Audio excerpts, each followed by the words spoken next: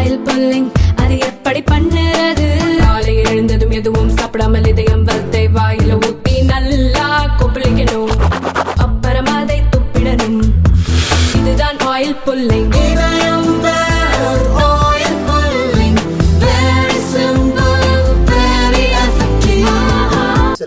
தலைவர் அண்ணன் முத்துசாமி உட்பட துணைத் தலைவர்கள் எல்லா டெல்லி முழுவதுமே நம்முடைய தமிழ் செல் சார்பாக பணியாற்றக்கூடிய அன்பு சகோதர சகோதரிகள் என்று கொண்டிருக்கிறார்கள். இன்னைக்கு நாம் மிக மிக நம்பிக்கையோடு இருக்கின்றோம். 25 ஆண்டுகளுக்கு பிறகு புதுடெல்லியில பாரதிய ஜனதா கட்சியினுடைய ஆட்சி வர இருக்கின்றது. 1998க்கு பிறகு 15 ஆண்டுகள் காங்கிரஸ், 10 ஆண்டுகள் ஆம் ஆத்மி இங்கே ஆட்சியில் இருந்திருக்கிறார்கள். இந்த முறை டெல்லி முழுவதுமே மிகச் சிறப்பான ஒரு சூழ்நிலை.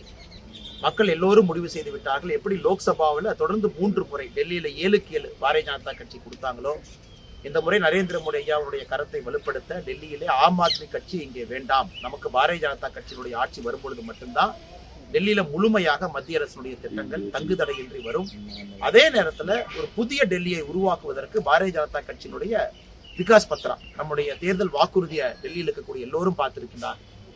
குறிப்பாக நம்முடைய வாக்குறுதிகள் எல்லா மக்களையுமே கவர்ந்திருக்கிறது. சகோதரிகளுக்கு, தாய்மார்களுக்கு மாதத்திற்கு 2500 ரூபாய் அவங்க வங்கி கணக்குக்கு, கர்ப்பிணி தாய்மார்களுக்கு, சகோதரிகளுக்கு 21,000 ரூபாய் 6 நியூட்ரிஷன் கிட், அதையெல்லாம் தாண்டி ஒரு கேஸ் சிலிண்டர், ஒரு சிலிண்டர் 500 ரூபாய்க்கு, ஹோலி தீபாவளி பண்டிகைக்கு ஒரு சிலிண்டர் இலவசமாக, அதையெல்லாம் தாண்டி 60 வயதுக்கு மேலே இருக்கக்கூடிய ஓய்வூதியம் பெறுபவர்களுக்கு 2000 2500 உயர்த்தி இருக்கின்றோம்.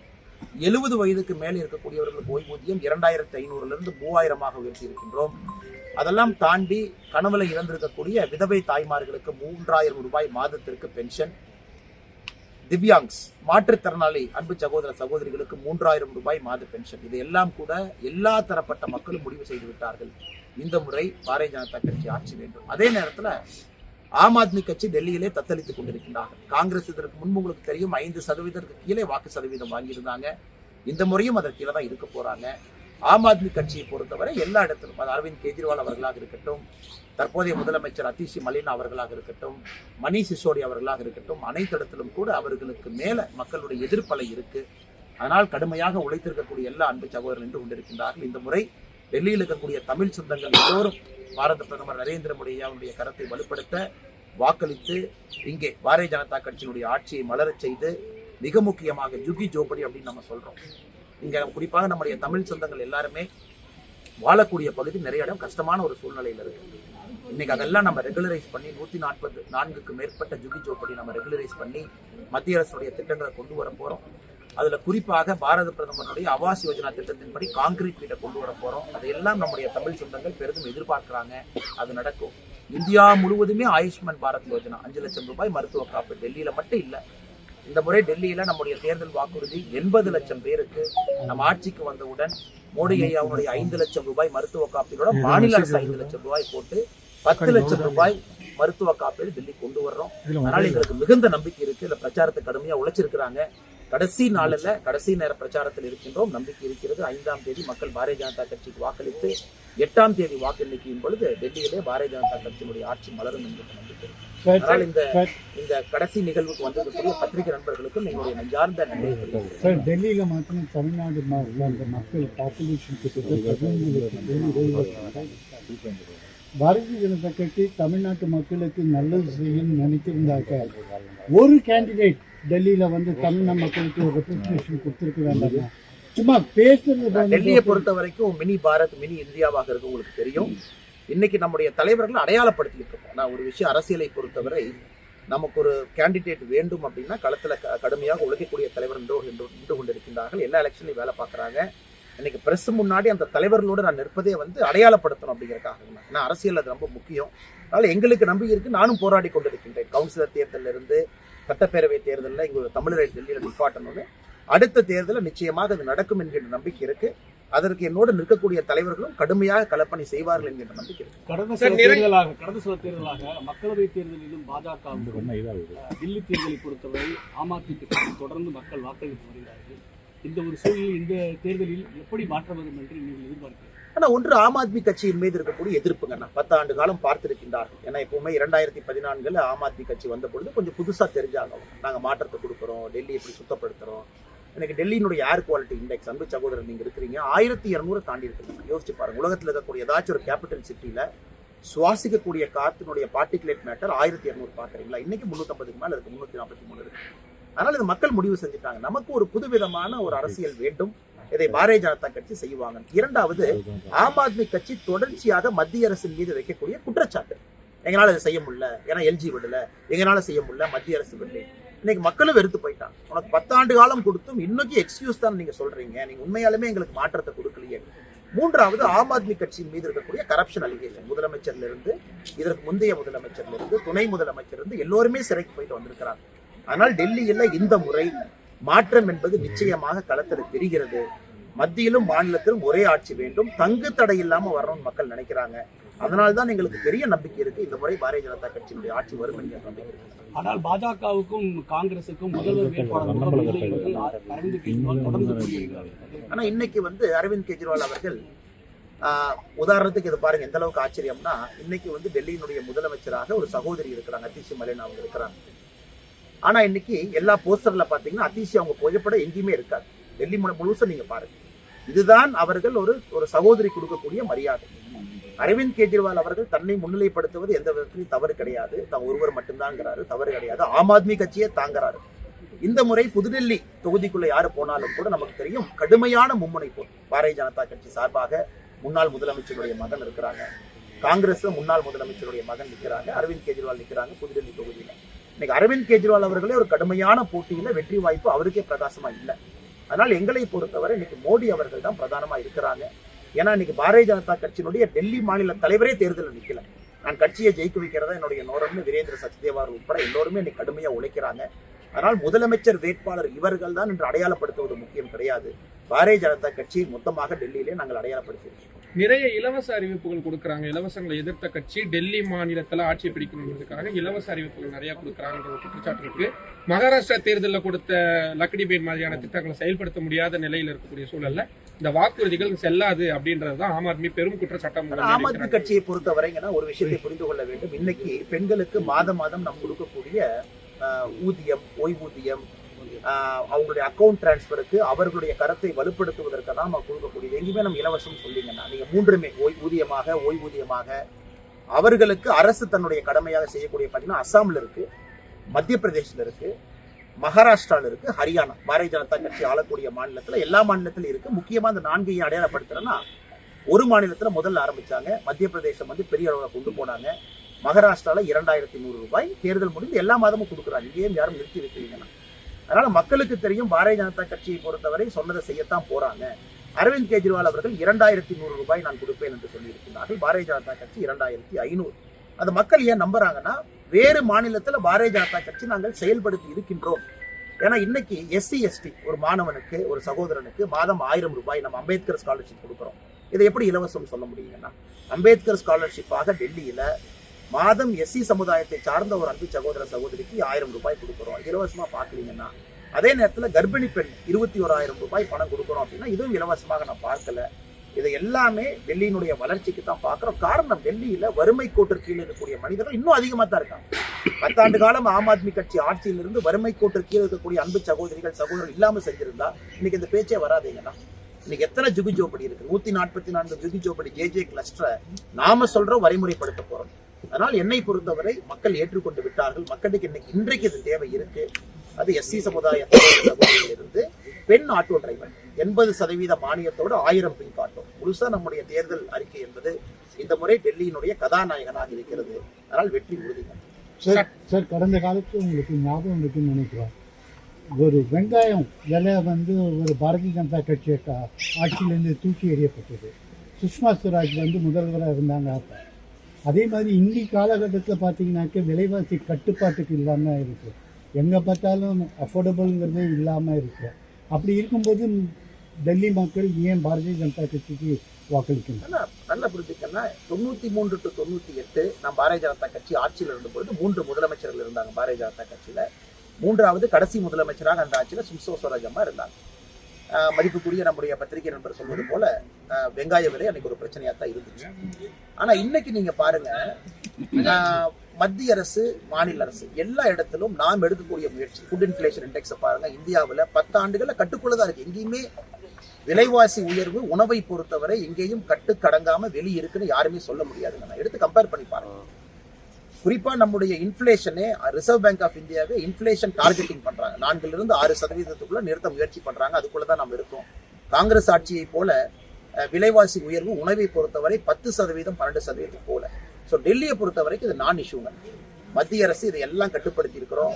ஏற்றுமதி இறக்குமதி எப்ப வெங்காயத்தை அலோவ் பண்ணணும், அலோவ் பண்ணக்கூடாது, வெங்காயம் கேட்டாலும் நான் சொல்றேங்கன்னா அதே போல எல்லா பொருளுமே. அதனால் டெல்லியை பொறுத்தவரை இது ஒரு இஷ்யூ கிடையாது. மக்கள் எல்லோரும் மகிழ்ச்சியா தான் இருக்கிறாங்க. மத்திய அரசுடைய பெர்ஃபார்மன்ஸ் இல்லாட்டி தொடர்ந்து 3 முறை நமக்கு 7 கொடுக்கறதுக்கு வாய்ப்பு இல்லை இல்லைங்கண்ணா. இந்த முறை டெல்லியினுடைய வளர்ச்சிக்கு மாநிலத்திலும் பாரதிய ஜனதா கட்சியினுடைய ஆட்சி வேண்டும் என்கின்ற முடிவு எடுத்திருக்கிறாங்க. பிரச்சாரத்துக்கு போகும்போது அந்த சூழ்நிலையை நமக்கு தெரியுதுங்க. ஆனா லோக்கல் பாடி எலெக்ஷன்ல கிட்டத்தட்ட 25 வருஷமா வச்சிருந்த அந்த இடம் வந்து பறி போயிருந்தது சார். நம்ம சட்டமன்றத்துல லோக்கல் பாடியில உங்களை புறக்கணிக்கிறாங்கன்றது திரும்ப இந்த தேர்தல் நாங்கள் எடுத்து விடுவோம் என்கின்ற நம்பிக்கை இருக்கு. சீசனல் தான். ஏன்னா 98 வரைக்கும் நாம இருந்தோம். 98க்கு பிறகு மாறி இருக்குன்னு நான் சொன்னது உண்மைதான். அதே நேரத்துல லோக்கல் பாடி ஒரு காலத்துல பாரதிய ஜனதா கட்சி இருந்துச்சு. ஆம் ஆத்மி பிரச்சாரத்தை என்ன கேட்டாங்க, லோக்கல் பாடி எங்களுக்கு கொடுத்தா தான் மாநில அரசும் லோக்கல் பாடி ஒரே நேரத்துல எம்சிடி வேலை செய்ய முடியும். அப்பதான் உங்களுக்கு திட்டங்கள் மக்கள் பார்த்துட்டாங்க. சரி, எம்சிடி உங்களுக்கு கொடுத்தேன், மாநில அரசும் 10 ஆண்டுகள் கொடுத்து எந்த மாற்றமும் நீங்க பண்ணலையே, அதுக்கு நாங்க மத்திய அரசு கையிலேயே டெல்லியை கொடுத்துட்டு போறோம் அப்படிங்கிற நெரேட்டிவ் தான் மக்கள் களத்துல பேசிக் கொண்டிருக்கிறாங்க. தமிழக பாஜக தலைவர் தேர்வு வந்து கடந்த ஜனவரி இறுதியில் நடக்கும்னு சொன்னாங்க. ஆனா நடக்கல. ஆனா ஒண்ணு இல்லைங்கன்னா நம்ம இதே தலைமை தான் தொடருமா? எப்படி சொன்னது போல நான் பல இடத்துல நான் சொல்லியிருக்கேன். அது இன்னைக்கு முக்கியம் கிடையாதுங்க. நம்மளை பொறுத்தவரை தமிழகத்துல பாரதிய ஜனதா கட்சியினுடைய வளர்ச்சி சிறப்பா இருக்கு. இன்னும் வேகமாக வளர வேண்டும். 2026 நோக்கி நாங்கள் சில விஷயத்தை அதற்கு முன்பு செய்திருக்க வேண்டும், செஞ்சிட்டோம். அதாவது மாவட்ட தலைவருடைய தேர்தல் எல்லாம் முடிச்சு கொடுத்துட்டோம். நாங்கள் எங்களுடைய தரப்பு தமிழக பாரதிய ஜனதா கட்சியிலிருந்து களத்தை தயார் பண்ணி வச்சிருக்கிறோம். இது எங்களுடைய தேசிய தலைவர் அவங்க முடிவு செய்யணும், எந்த தேதியில் முடிவு செய்யணும், அதன் பிறகு யார் அப்படிங்கறதெல்லாம் முக்கியம் கிடையாதுங்கன்னா. எங்களை பொறுத்தவரை தமிழகத்துல பாரதிய ஜனதா கட்சி களத்தில் நின்று கொண்டிருக்கிறது தான் முக்கியம். இந்த சென்னையில அந்த சேர்ல யார் உட்கார்றாங்க அப்படிங்கிறது முக்கியம் கிடையாதுங்கன்னா. ஏன்னா எல்லா தலைவர்களும் ஒரே நேர்கோட்டு பாதையில பயணம் செய்யும் பொழுது இது அங்கே பிரச்சனை இல்லை என்பது என்னுடைய கருத்து. சார், வருமான வரி உச்சவரம் 12 லட்சமா உயர்த்துறது கூட டெல்லி எலெக்ஷனை மனசுல வச்சுதான் பண்ணியிருக்காங்க. ஆனா டெல்லி எலெக்ஷன் பொழுது பட்ஜெட் வந்திருக்கு, அப்படித்தான் நாங்க பாக்குறோங்க. ஏன்னா நம்ம பல இடத்துல ப்ராமிஸ் பண்ணியிருக்கோம். மோடி அவர்கள் பாராளுமன்ற தேர்தல் முடிச்ச உடனே சொன்னாங்க, நடுத்தர மக்களுடைய வலி எனக்கு தெரியுது, நடுத்தர மக்களுடைய வலியை இந்த அரசு உணர்ந்திருக்கிறது, உங்களுக்கு கண்டிப்பா இந்த அரசு நிவாரணம் கொடுக்கும். டெல்லி எலெக்ஷன் அறிவிப்பதற்கு முன்னாடியே நம்ம சொல்லியிருந்தோம். மோடி அவர்கள் பல இடத்துல சொல்லியிருக்கிறாங்க. காங்கிரஸ் ஆட்சியை விட்டு சென்ற பொழுது 2,50,000 ரூபாய் வருமான வரி உச்சவரம்பு இருந்துச்சு. அது 5 லட்சமா மாறிச்சு, 7 லட்சமா மாறிச்சு. இன்னைக்கு காலத்தினுடைய கட்டாயம் நடுத்தர மக்கள் எல்லாரும் வரி செலுத்துறாங்க. வரி எல்லாரும் செலுத்துறாங்க. டாக்ஸ் பேஸ் இம்ப்ரூவ் ஆயிருக்குங்கன்னா நாம 12 லட்சம் ரூபாய் அதன் மூலமாக வருமான வரி அந்த உச்சவரம்பு நாம நிர்ணயித்தன் மூலமாக அரசுக்கு 1,10,000 கோடி ரூபாய் இழப்பு. அரசுக்கு 1,10,000 கோடி ரூபாய் இழப்பு. கடந்த பட்ஜெட்டை பார்க்கும் பொழுது, கடந்த முறை டாக்ஸ் கலெக்ஷனை பார்க்கும் பொழுது, அது நம்முடைய மதிப்பு மிகுந்த நிர்மலா சீதாராமன் நம்ம சொன்னது போல அது அரசு சாக்ரிஃபைஸ் பண்றதுக்கு தயாரா இருக்கிறோம். ஏன்னா மிடில் கிளாஸ் ஹானஸ்ட் டாக்ஸ் பேரை நம்ம ரிவார்டு பண்ணணும். அவர்கள் எந்த நேரத்திலும் கூட அவங்களுக்கு ஒரு சங்கடம் வரக்கூடாதுன்னு. அதனால் டெல்லி எலெக்ஷனுக்கும் இதுக்கும் சம்பந்தம் இல்லை. இதற்கு முன்பே நாம் கொடுத்திருக்கின்றோம். பல இடத்துல மோடி அவர்கள் சொல்லி இருக்கின்றார்கள். இன்னைக்கு 12,75,000 வரைக்கும் எக்ஸம்ஷன் எடுத்துக்கலாம். அது மிகப்பெரிய வரப்பிரசாதம். உலக நாடுகள் முழுசும் பாருங்கன்னா எங்கேயுமே இவ்வளவு பெரிய டாக்ஸ் பேஸை நம்ம கிரியேட் பண்ணல. அதே நேரத்தில் ஒரு எக்ஸம்ஷன் அப்படிங்கிறது 12 லட்சம்ங்கிறது ஆச்சரியமான விஷயம். 7 லட்சத்திலிருந்து 12 லட்சம். எந்த அளவுக்கு நடுத்தர மக்களின் மீது மோடி அவர்கள் நம்பிக்கையும் மரியாதையை வைத்திருக்கின்றார்கள் என்பது இந்த பட்ஜெட்ல. டெல்லி எலெக்ஷன் பொழுது பட்ஜெட் வந்திருக்கு, அப்படித்தான் நீங்க பாக்கணும். பட்ஜெட்டை பொறுத்தவரை பிப்ரவரி 1ஆம் தேதி கட்டாயம், அடுத்த வருஷம் பிப்ரவரி 1ஆம் தேதி. அந்த நேரத்தில் டெல்லி எலெக்ஷன் வந்திருக்கு. எலெக்ஷனுக்காக எப்பொழுதும் நம்ம இதுக்கு முன்னாடி பட்ஜெட்டை பயன்படுத்தி இருக்கலாமே. அருண் ஜேட்லி அவர்கள் இருந்த பொழுதும், நிர்மலா சீதாராமன் அவர்கள் இருந்த பொழுதும், லோக்சபா எலெக்ஷனுக்கே நம்ம பட்ஜெட்டை பயன்படுத்தலையாங்க. நாட்டுக்கு எது நல்லதோ அதான் செஞ்சிருக்கோம். இன்னைக்கும் நடுத்தர மக்களுக்கு எது நல்லதோ அதை செய்திருக்கின்றோம். அது மக்கள் அது டெல்லி எலெக்ஷனுக்கு நினைச்சா அவங்களுடைய தனிப்பட்ட கருத்துங்கன்னா விருப்பம். போன 25 வருஷமா டெல்லியில பாஜக அரசு இல்லை.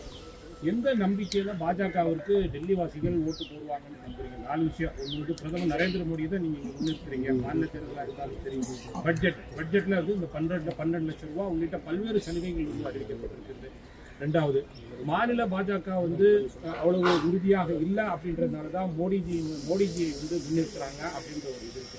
இது மட்டும் இல்லாம பாரதிய ஜனதா கட்சிக்கு ஓட்டு போடாத எதிர்கட்சியை சேர்ந்த ஒரு தொகுதியிலையும் வந்து 40,000 50,000 பேருடைய வாக்கு அந்த இது வந்து வாக்கு சீட்ல இருந்து எடுக்கப்பட்டிருக்கு அப்படின்ற ஒரு குற்றச்சாட்டு இருக்கு. இது எல்லாத்தையும் வைத்து பார்க்கும்போது 25 வருஷத்துக்கு மேல பாஜகவிற்கு எந்த நம்பிக்கையில டெல்லி வாசிகள் ஓட்டு போடுவார்கள்னு அண்ணாமலை நம்புறாங்க. எப்பொழுதும் இல்லாத சூழ்நிலை கடந்த ஓராண்டுகள்ல டெல்லி பாரதிய ஜனதா கட்சிக்கு அந்த சூழ்நிலையை நான் பாக்குறேன். எப்போதும் இல்லாத சூழ்நிலை. உதாரணத்துக்கு காங்கிரசினுடைய டெல்லி தலைவர் பாரதிய ஜனதா கட்சியில் இணைகிறாங்க. இதெல்லாம் ஒரு சூழ்நிலை இறையினாங்க. ஆம் ஆத்மி கட்சியிலிருந்து பெரிய பெரிய தலைவர்கள் நம்ம கிட்ட வர்றாங்க. தொடர்ந்து அதை பாக்குறீங்க. ஏன் நேற்று முன்தினம் 8 ஆம் ஆத்மியினுடைய எம்எல்ஏக்கள் பாரதிய ஜனதா கட்சி இணைகிறாங்க. எப்போதும் இல்லாத சூழ்நிலை. இந்த சூழ்நிலை ஏன் அப்படி நடக்குதுங்கன்னா எதற்கு காங்கிரஸ் கட்சியினுடைய வர்றவங்களை நம்பிதான் அப்படி இல்லைங்கன்னா எதற்கு காங்கிரஸ் கட்சி அவருடைய மாநில தலைவர் பாரதிய ஜனதா கட்சிக்கு போறாங்கன்னா பாரதிய ஜனதா கட்சி தான் ஃபியூச்சர் நினைக்கிறாங்க. எல்லா கட்சியும் ஒரு வளர்ச்சி நேர்கோட்டு பயணத்துல செல்லும் பொழுது மாற்று கட்சி நண்பர்கள் வருவது சகஜம். இன்னைக்கு எதுக்கு லாஸ்ட் ஒரு வருஷமா இத்தனை பேர் வர்றாங்கன்னா ஆம் ஆத்மி கட்சியின் மீது நம்பிக்கை இழந்துட்டாங்க. காங்கிரஸ் கட்சியின் மீது நம்பிக்கை இல்லை. மாநில தலைவர் வந்து சேர்றாங்க. ஒன்று சூழ்நிலை, அண்ணன் கேட்ட மாதிரி சூழ்நிலை. எலெக்ஷனுக்கு முன்னாடி இன்னைக்கு எலெக்ஷன் நடக்கும் பொழுது 10 ஆண்டு காலமாக ஆம் ஆத்மி கட்சி எதுவும் செய்யவில்லை என்கின்ற வேதனை. மூன்றாவது போர்டுஜியினுடைய ஹையஸ்ட் பாப்புலாரிட்டி. நான்காவது நம்முடைய தேர்தல் வாக்குறுதி. இந்த 4ம் தான் உறுதியாக இங்கே பாரதிய ஜனதா கட்சி ஆட்சிக்கு வரும் என்கின்ற நம்பிக்கை இருக்கு. அந்த நம்பிக்கையை உங்கள்கிட்ட வெளிப்படுத்துவாங்க. தமிழ்நாட்டில் டெல்லியை பொறுத்தவரை தமிழ் தலைவர்கள் பாரதிய ஜனதா கட்சி தலைவர்கள் அவங்களுக்கு வந்து போட்டியிடுறதுக்கு வாய்ப்பு கிடைக்காதது வந்து அவங்களோட எஸ்டாப்ளிஷ்மெண்ட் இல்லையா? அவங்க வந்து நம்ம தமிழக மக்கள் மத்தியில ஒரு பிரசித்தி பெற்றவங்களா இல்லாம இருக்கிறது ஒரு முக்கியமான காரணமா இருக்கும். கட்டமைப்புக்குள்ள கொண்டு வரணும்னா, அதாவது தலைவர்கள் கடுமையா உழைக்கிறாங்க, களத்தில் இருக்கிறாங்கன்னா கட்டமைப்புக்குள்ள. உதாரணத்துக்கு டெல்லி சுயநலவாதியா தன்னோட வளர்ச்சி அதே கேள்வி கேட்டீங்க நான் பதில் சொல்றேன். ஆனா ஒரு தலைவர் வந்து பார்ட்டிக்குள்ள உருவாகணுங்கன்னா எனக்கு தமிழ் செல் இருக்காங்க, சவுத் இந்தியன் செல்ல தமிழ் செல் இருக்காங்க. அவர்களை பேரண்ட் பாடி கொண்டு வரணும். டெல்லி மாநிலத்தினுடைய துணைத் தலைவர், செயலாளர், பொதுச் செயலாளர் இதுக்குள்ள கொண்டு வரணும் தமிழர்களை. அதற்கான முயற்சி போயிட்டு இருக்குங்க. இப்பதான் பேஸ் உருவாகுது. எல்லா தலைவர்களும் கடுமையா கீழ்மட்டத்துல பணி செய்யறாங்க. என்னுடைய நம்பிக்கை இன்னும் அடுத்த 5 ஆண்டு வரும்போது இந்த கேள்வி நீங்க கேட்கறதுக்கு ஒரு வாய்ப்பு கொடுக்காம பாரதிய ஜனதா கட்சி அதற்குள்ள நிறைய தலைவர்கள் அடையாளப்படுத்தி டெல்லியில ஒரு தமிழ் வேட்பாளர் எப்படி சியோன் கோலிவாட்ல நம்ம கேப்டன் தமிழ்ச்செல்வன் அவர்கள் போட்டியிட்டு வெற்றி பெற்றார்களோ அதுபோல தலைநகரத்துல ஒரு தமிழர் ஜெயிக்கணுங்கிற ஆசைனா அதற்கான எல்லா முயற்சியில் இறங்கி இருக்கோம். நிச்சயமா செய்து காட்டுவோம். இதுக்காக தான் நான் கேட்டேன். வெளி கட்சியில இருந்த காங்கிரஸ், ஆம் ஆத்மியில இருந்து எல்லாம் நிறைய பேர் வராங்க, எம்எல்ஏக்கள் வராங்க அப்படின்னு சொல்றீங்க. ஏற்கனவே பாஜகவில் வந்து சின்னதுல இருந்தே வேலை பார்த்துட்டே இருப்பாங்க. அவங்களுக்கு அந்த தொகுதியில தேர்தலில் வாக்கு இது போட்டிடுறதுக்கு கிடைக்கும் அப்படின்ற ஒரு நம்பிக்கையில இருப்பாங்க. ஆனா அந்த இடத்துல இன்னொரு ஆள் காங்கிரஸ்ல இருந்து வரவங்க இல்ல ஆம் ஆத்மியில இருந்து வரவங்களுக்கு சான்ஸ் கொடுத்துட்றாங்க. சோ இது வந்து இவங்க பாஜகவில் இருக்கிறவங்களை பாதிக்குது அப்படின்னு பாஜகவில் இருக்கிறவங்களே வந்து பாரதிய ஜனதா கட்சியை பொறுத்தவரை வின்னிங் ஹார்ஸ் யாரு வெற்றி பெறுவாங்க அப்படிங்கிறது. ஏன்னா அது கேடர் பேஸ்ட் பார்ட்டிங்கன்னா நமக்கு வர்றாங்க. உழைக்கிறவங்க கட்சி பொறுப்பில் இருக்கிறாங்க. நான் பாஜக உழைக்கிறவங்க யாருமே ஒரு பதவி எதிர்பார்த்து உழைக்கிறது இல்லைங்கன்னா ஒரு தேசத்துக்காக வேலை பார்க்கறாங்க. அதனால பாரதிய ஜனதா கட்சியில எப்பொழுதுமே இது பிரச்சனை ஏற்படுத்தாது. நேற்று முன்தினம் ஆம் ஆத்மியில இருந்தாங்க, திடீர்னு வந்தாங்க, சீட் கொடுத்தீங்க. அது பாரதிய ஜனதா கட்சிக்குள்ள எப்பவுமே பிரச்சனை ஏற்படுத்தாது. காரணம் யாருமே பதவியை நோக்கி இங்க வேலை செய்யல, ஒரு நாட்டுக்காக வேலை பார்க்கறாங்க. சித்தாந்தத்தின் அடிப்படையில் நான் சொல்றேங்கன்னா எங்கேயும் பாரதிய ஜனதா கட்சியில எப்பொழுதும் அந்த பிரச்சனை வராது. ஒரு சீட்டை மாத்தி கொடுக்கிறோம், இன்னொருத்தரை முன்னிலைப்படுத்துறோம். தொண்டர்கள் எப்பொழுதும் பெருந்தன்மையோடு அதை ஏற்றுக்கொள்வார். 70 சீட்டு டெல்லிங்கன்னா 35 தாண்டணும். ஆம் ஆத்மி கட்சி எப்பொழுதுமே கடத்தி 2 எலெக்ஷன்ல பெரும்பான்மையோடு ஜெயிக்கிறாங்க, பெரிய ஒரு மார்க்கில் ஜெயிக்கிறாங்க. லோக்சபா தேர்தல் நம்ம அக்கௌண்ட் பண்ணி பார்க்கறோம். ஏன்னா லோக்சபா தேர்தலில் காங்கிரஸும் ஆம் ஆத்மியும் ஒன்றா இருந்தே நம்ம ஜெயிச்சிருக்கோம். அந்த நம்பிக்கை அந்த அடிப்படையில் பார்த்தீங்கன்னா எங்கிட்ட இன்னைக்கு ஹானஸ்டா கேட்டீங்கன்னா இன்னைக்கு பாரதிய ஜனதா கட்சி ஒரு கம்ஃபர்டபிள் மெஜாரிட்டியில நம்ம ஆட்சி 70 ஹாஃப் ஏ மார்க் 36 கம்ஃபர்டபிள் மெஜாரிட்டியில பாரதிய ஜனதா கட்சி ஒரு பெரிய நம்பர் வாக்காளர்களுக்கு பாஜக பணம் கொடுக்கிறதாக அரவிந்த் கெஜ்ரிவால் அவங்க தொகுதியில் ஏற்கனவே சொன்னது போல அவருடைய வெற்றி வாய்ப்பு பிரகாசமா இல்லாத காரணத்தினால அவர் நல்லது எதுவுமே பேசாம கடந்த 3 நாட்களாக ஒன்லி அலிகேஷன் பணம் கொடுக்குறாங்க. எப்பொழுதுமே ஃப்ரண்ட் ஃபுட்ல விளையாடக்கூடிய அரவிந்த் கெஜ்ரிவால் இன்னைக்கு பேக் ஃபுட்ல இருக்கிறாங்க. டெல்லியினுடைய அவருடைய சொந்த தொகுதியில வெளியே பிரச்சாரத்துக்கு கூட அதிக நேரம் கொடுக்க முடியாம தொகுதிக்குள்ள மாட்டியிருக்கிறாங்க. ஆனால் அரவிந்த் கெஜ்ரிவால் அவர்கள் அவரை தற்காத்து கொள்வதற்காக சொல்லக்கூடிய ஒரு ஆயுதமாகத்தான் பணம் கொடுக்குறாங்க பாரதிய ஜனதா கட்சி என்று நான் பார்க்கிறேன். திருப்பம் அதை பத்தி மாவட்டம் முழுவதும் இன்னைக்கு திராவிட முன்னேற்ற கழகம் அங்க இருக்கக்கூடிய ஆட்சியாளர்கள்னா திருப்பரங்குன்றத்துக்கு பக்தர்கள் வர்றாங்கன்னா ரெகுலேட் பண்ணணும். அதான் மாநில அரசினுடைய கடமை. எல்லாம் வாங்க, சரி ஓகே, நீங்க பொதுக்கூட்டம் போடணுமா போடுங்க, கண்டன ஆர்ப்பாட்டம் பண்ணணுமா பண்ணிக்கங்க, இதான் இடம், இதான் ரூல்ஸ், இதுக்குள்ள பண்ணுங்க. ஏன்னா இன்னைக்கு வந்து திராவிட முன்னேற்ற கழகம் தெரியும், 4ஆம் தேதி திருப்பரங்குன்றத்துக்கு வரக்கூடிய முருக பக்தர்கள் பல லட்சங்களை தாண்டி வரப்போறாங்க. இது அவங்களுக்கும் தெரியும். அதனால இன்னைக்கு வந்து என்ன, ஒரு வரக்கூடிய ஒரு பெரிய டேம்ல இருந்து வரக்கூடிய தண்ணியை எத்தனை நாளைக்கு கேட்டு போட்டு இதெல்லாம் ஒரு நாள் வெடிக்கத்தான் போகுது. அதனால இன்னைக்கு தற்காலிகமா 144 நாங்க போட்டிருக்கோம் அப்படிங்கிறது தற்காலிகமா ஒரு அணையிலிருந்து வரக்கூடிய வெள்ளத்தை தடுப்பதற்காக 2 இரும்பு கேட்டை போட்டிருக்காங்க. இந்த வெள்ளத்தை எல்லாம் அதை அடிச்சுட்டு போகத்தான் போகுது. அதனால எத்தனை நாளைக்கு ஒன்று ஒரு குறிப்பிட்ட சமூகத்தினுடைய உணர்வை புண்படுத்துவாங்க, இரண்டாவது உணர்வு புண்படுத்தி இருக்கு நாங்க ஜனநாயக முறையில் ஆர்ப்பாட்டம் நடத்துறோம், அனுமதி கொடுத்துட்டு இருக்காங்க. யார் எந்த பஸ்ஸை உடைக்கிறாங்க, எந்த லா அண்ட் ஆர்டரை உருவாக்குறாங்க. அதனால இதை திராவிட முன்னேற்ற கழகம் இன்னும் இருக்கக்கூடிய திமுக அரசு வேண்டுமென்றே மக்களை தூண்டுவதற்காகத்தான் அதை செய்யறாங்க. அதனால் தடையை மீறி மக்கள் வரத்தான் போறாங்கன்னா அமைதியாத்தான் இருக்க போறாங்க. இன்னைக்கு காலையில இருந்தே பாரதிய ஜனதா கட்சியினுடைய தலைவர்களை தொண்டர்களை வீட்டுல போய் சிறை கைதிகளாக வீட்டுல அரெஸ்ட் பண்ணி வச்சிருக்காங்க. எத்தனை நாளைக்கு உங்களால் தடுக்க முடியும்? கோபம் கொப்பளித்து வெளியே வரும் பொழுது காட்டாற்று வெள்ளத்தை தடுத்து நிறுத்துவதற்கு எந்த டேமை போட்டு எந்த ஒரு அணையை கட்டி அவங்க எந்த கேட்டை போட்டு க்ளோஸ் பண்றாங்கன்னு பார்க்கலாம். சார், ஒரே ஒரு ஈஸியாக இந்த திராவிட முன்னேற்ற கழகத்தோட கொடியோட ஒரு கார் வந்து இது பண்ணது, ஆனால் அதை டோல்கேட்டுக்காக நாங்கள் கொடியை பயன்படுத்தணும்னு சொல்றது ஏற்றுக்கொள்ளக்கூடிய. எனக்கு அவங்க சொல்ற கருத்தில் நம்பிக்கை இல்லைன்னா, ஒரு அக்யூஸ்ட் வந்து இன்னைக்கு சினிமா ஹீரோ மாதிரி உட்காந்து பேசுறாங்க மைக்கில், நான் இது என் ஊர் இது, எங்க அப்பா இது, எங்க தாத்தா இது, எங்க பாட்டி இது, இத்தனை அக்யூஸ்ட் இருக்கிறாங்க. இப்படி இந்த அக்யூஸ்ட் மட்டும் பேசுற வீடியோ அக்யூஸ்ட் போலீஸ் கஸ்டடியில் இருக்கும் பொழுது அந்த அக்யூஸ்ட வீடியோ ஷூட் பண்ணது யாரு? அவரை சஸ்பெண்ட் பண்ணிருக்கோமா இல்லையா? அதை மீடியா கொடுத்தது யார்? அவங்கள சஸ்பெண்ட் பண்ண வேங்கை வயல் திடீர்னு 4 அக்யூஸ்ட் பிடிக்கிறாங்க, திடீர்னு ஆடியோ வருது, திடீர்னு வீடியோ வருது. ஈசிஆர் சம்பவத்தில் அக்யூஸ்ட் பிடிக்கிறாங்க, திடீர்னு வீடியோ வருது. ஆனால் திமுக இன்னைக்கு அவங்க அதிகாரத்தை எப்படி பயன்படுத்த ஆரம்பிச்சிட்டாங்கன்னா, கலைஞர் கருணாநிதி அவர்கள் எப்படி கதை திரைக்கதை வசனம் எழுதினாங்களோ இன்னைக்கு திமுகவும் ஆட்சியில எல்லாத்தையும் கதை திரைக்கதை வசனமாக மாற்ற வேண்டும் முடிவு செஞ்சுட்டாங்க. அது எல்லா பேராபத்துல போய் முடிய போதுன்னா அவர்கள் செய்திருக்கக்கூடிய வீடியோல அந்த காட்சியில் எனக்கு எந்த விதமான நம்பிக்கையும் இல்லை.